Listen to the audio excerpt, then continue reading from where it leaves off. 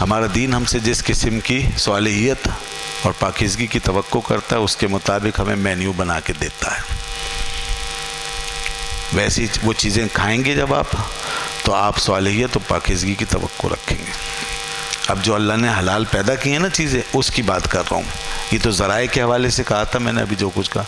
اب جو اللہ تعالیٰ نے حلال پیدا کی ہیں چیزیں، مثال کے طور پہ ہمارے لیے سبزی ترکاری کی قسم کی چیزیں سب حلال ہیں، کیونکہ یہ ہمارے اندر کوئی منفی اثر پیدا نہیں کرتی.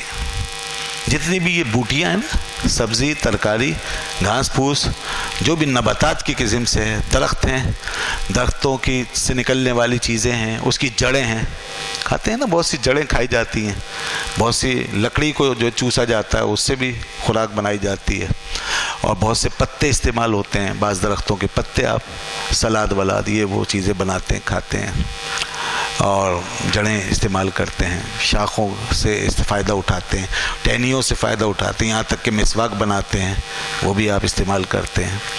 یہ سب جڑی بوٹیاں یہ سب حلال اور پاک، سوائے ان جڑی بوٹیوں کے جن سے نشہ پیدا ہو. وہ جڑی بوٹی جو نشہ آور ہو، بعض جڑی بوٹیوں میں نشہ ہوتا ہے، وہ منع ہے، وہ منع ہے، کیونکہ حدیث پاک میں کل مسکرن حرام، ہر نشہ دینے والی چیز حرام ہے، یہ ایک اصول بتا دیا. تو یہ وسیع دنیا ہمارے لیے حلال کی گئی، اور یہ وہ چیزیں ہیں جڑی بوٹیاں جو ہماری نیچر کے مطابق ہیں، زمین سے نکلی ہے، اور اس کے اندر کوئی مضر ایسی بات عام طور پہ نہیں. لہٰذا یہ سب چیزیں حلال ذریعے سے اگر حاصل کی گئی ہیں بالکل کھا سکتے ہیں، استعمال کر سکتے ہیں.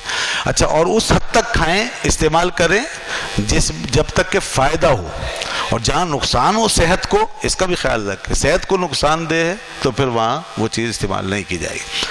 اس کے بعد آ جائیے ہمارے لیے گوشت وغیرہ کے حوالے سے، جانداروں کے حوالے سے ہمیں جو جانور حلال کیے گئے ہیں وہ جانور سارے وہ ہیں جو ہماری فطرت اور مزاج کے قریب ہیں، اور جو ہماری فطرت اور مزاج کے بالکل دور ہیں، اپوزٹ ہیں یا بہت دور ہیں انہیں.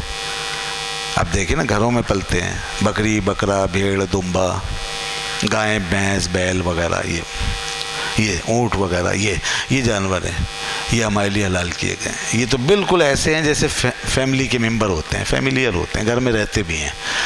یہ حلال ہیں بالکل، اور ان کی قربانی بھی ہوتی ہے. ان جانوروں کو ایک بڑا اہم مرتبہ حاصل ہے. ان کو انعام بھی کہا گیا. انعام جو کہ بڑا اچھا پیارا سا لفظ ہے، اس میں نرمی و ملائمت کے معنی پائے جاتے ہیں، اس لیے ان کو انعام کہا گیا.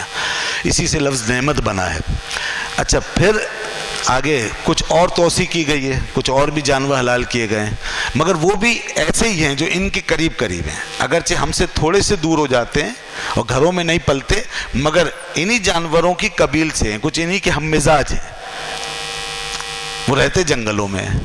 اس کے لیے اللہ تعالیٰ نے فرمایا سورہ مائدہ میں غالباً، وَأُحِلَّتْ لَكُمْ بَهِیمَةُ الْأَنْعَامِ، وَأُحِلَّتْ لَكُمْ بَهِیمَةُ الْأَنْعَامِ، تمہارے لیے بہیمۃ الانعام یعنی انعام جو ابھی میں نے بتایا اسی قسم کے چوپائے یہ حلال کیے گئے ہیں، احلت حلال کیے گئے ہیں. اب وہ کیا ہو گئے؟ جیسے خرگوش ہے، جیسے ہرن ہے، ٹھیک ہے نا، جیسے نیل گائے ہے، جیسے زیبرا ہے وغیرہ وغیرہ، یہ رہتے جنگلوں میں ہیں مگر اسی قسم کے جانوروں میں شمار ہوتے ہیں. کیا مطلب؟ شکار نہیں کرتے، مردار نہیں کھاتے، ٹھیک ہے نا، دوسرے جانوروں پہ حملہ نہیں کرتے، شکار کرنے کے لیے حملہ کرتے نا وہ نہیں کرتے، مردار نہیں کھاتے ہیں، چیر پھاڑ نہیں کرتے ہیں، بلکہ کیا کھاتے ہیں؟ گھاس پھوس، سبزی ترکاری گھاس پھوس جیسے یہ کھاتے ہیں، انعام. تو یہ سب ہمارے مزاج کے دائرے میں ایک دنیا بنا دی گئی، بس یہ کھاؤ. اس سے آپ کو، آپ کے مزاج کو، جو ہیومن سینس ہے اور جس پر انسان کھڑا ہے، جس مزاج پہ، اس سینسبلٹی کو تقویت دی گئی ہے، اس ماحول کو تقویت دی گئی ہے. تو یہ ایسے عادتوں کے جانور ہمارے لیے حلال کیے گئے ہیں. تو یہ ہے اسلام کی احتیاط. اچھا، اب وہ جو درندہ صفت ہیں، وہ جو چیر پھاڑ کرتے ہیں، وہ جو مردار کھاتے ہیں، وہ جو ہم سے بھاگتے ہیں اور ہمارے دشمن ہیں، وہ حرام کر دیے. ان میں جو صفات ہیں وہ خوخواری کی ہیں، دوسرے کو پکڑ کے کھا جانا، شکار کرنا، کمزور پہ حملہ کرنا، مردار کھانا، یہ بہت خطرناک چیز ہے. ان سے ہمیں بچائے. اب اس سے اس لیے بچایا کہ اگر یہ چیزیں ہم کھائیں گے تو اس کا اثر آئے گا. اور ہمارے کردار میں صفاقی پیدا ہوگی، خوخاری آئے گی، یقین اس کا سے۔ اس لیے اسلام کو مطلوب ایسا انسان ہے کہ جو رحم دل ہو، جو دوسروں کے کام آنے والا ہو، خیر خواہ۔ اس لیے اس کی خوراک میں جو مینیو دیا ہے وہ اسی کے مطابق دیا، لہذا خوخوار جانور نہیں کھا سکتے اور صفاقیت والے جانور نہیں کھا سکتے، مردار خور جانور نہیں کھا سکتے، شکاری جانور نہیں کھا سکتے۔ اچھا، یہی اصول پرندوں میں وہ پرندے جو دانہ دن کا آپ کے کھاتے ہیں اور سبزی اور نباتات وغیرہ کھاتے ہیں، یہ پرندے عام طور پہ آپ کے لیے حلال ہیں۔ چڑیا ہیں، کبوتر ہے، طوطا ہے، یہ سب وہ جانور ہیں۔ اور اسی طریقے سے مرغابیاں وغیرہ ہیں، یہ کھا سکتے ہیں آپ۔ اچھا، اب وہ جانور کے جو شکاری ہیں پرندوں میں، جو شکار کرتے ہیں، جھپٹا مارتے ہیں اور مردار کھاتے ہیں، وہ سب حرام ہے۔ کوا ہے، چیل ہے، باز ہے، شکرا ہے، وغیرہ وغیرہ، یہ سب حرام، کیونکہ ان کی بھی وہی عادت ہے جو ادھر درندوں میں تھی۔ تو یہاں بھی بچایا آپ کو، ایسے پرندوں کو استعمال کریں جو آپ کے ہم مزاج، آپ کے اندر اچھی عادت پیدا کریں، خوخاری سے دور ہیں، شکار وغیرہ کرنے سے دور، مردار خوری سے دور ہیں۔ دیکھیں کتنی حفاظت کی گئی ہے ہماری۔ ایک اور چیز، یہ کیڑے مکوڑے جو ہوتے ہیں زمین پہ رہنے والے، جتنے بھی کیڑے مکوڑے، حشرات الارض، یہ سب حرام کیے گئے۔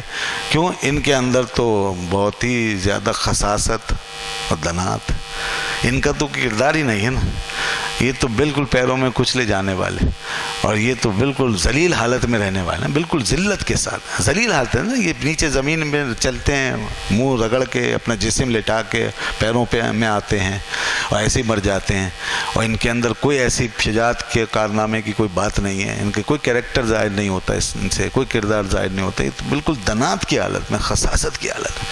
تو یہ مکھی مچھر بھی اسی حکم میں آتے ہیں، وہ بھی گندی چیزوں پہ بیٹھتی ہیں، وہ بھی چھوٹے چھوٹے ہیں، دنات میں آتے ہیں، خساست لیے پھرتے ہیں۔ تو ایسی ساری چیزیں جو دنات و خساست لیے ہوئے ہیں، ذلت آمیزی کے ساتھ رہتے ہیں، ان سے بھی بچائے، یہ بھی نہیں کھاؤ، ورنہ تمہارے اندر دنات پیدا ہو جائے گی، خسیس ہو جاؤ گے، کمینہ صفت ہم بن جائیں گے، ہمارے اندر کمینہ صفت پن پیدا ہو جائے گا، دنات پیدا ہو جائے گی ان کے کھانے سے، اس لیے اس سے بھی بچائے۔ تو دین ہمارا یہ چاہتا ہے کہ ہم عالی ظرف بنیں، بلند حوصلہ ہوں، با کردار ہوں، پاک صاف پاک باز، یہ دین ہمارا ہم سے چاہتا ہے، لہذا اسی کے مطابق ہمیں کھانے پینے کی اجازت دیتا ہے۔ اور وہ قومیں جن کی غذاؤں میں یہ سب چیزیں شامل ہیں، دیکھ لیں، وہ تو انسانوں کو پکڑ کے کاٹ کے کھا جاتے ہیں۔ جو یہ سب کیڑے مکوڑے اور کتے بلے کھا رہے ہیں، وہ آسرا نہیں کرتے جناب، وہ تو انسانوں کو پکڑے اور کھا جائیں۔ لڑائیوں میں ایسا ہوتا رہتا ہے، پکڑا اور کھا گئے۔ تو اس لیے ان کے اندر خوخاری ہے اور خوئے درندگی ہے اور صفاقیت ہے پوری طرح۔ تو مسلمان بہرحال اس کو صفاق ہونے سے بچایا گیا، اس کو دنی اور خسیس ہونے سے بچایا گیا ہے۔ مسلمان کے لیے بلند کردار تجویز کیا گیا ہے، مسلمان کو اعلیٰ اخلاق کے حامل ہونا چاہیے، مسلمان کو پاکیزہ سوچ کا مظہر بننا چاہیے، یہ ہمارے دین کا مطالبہ ہے۔ اسی لحاظ سے ہمیں مختلف چیزیں کھانے کی اور بہت سی چیزیں نہ کھانے کی